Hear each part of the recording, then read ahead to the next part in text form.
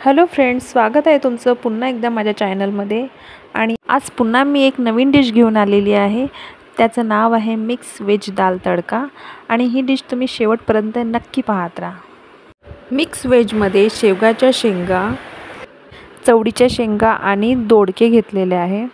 थोडंसं कोहळ पण घेतलेलं आहे आणि कांदा, टोमॅटो, लसूण अद्रकचा पेस्ट आणि अद्रक पेस्ट हे सगळं सामान घेतलेलं आहे। तडक्यामध्ये 2 टेबलस्पून खाण्याचं तेल आणि त्याच्यामध्ये जिरं मोहरीची फोडणी, कांदा, टोमॅटो ह्या सगळ्यांची फोडणी घेतल्यानंतर 2 ते 3 मिनिटं मी त्याला बिना सिटीचे वाफवून घेतलेलं आहे।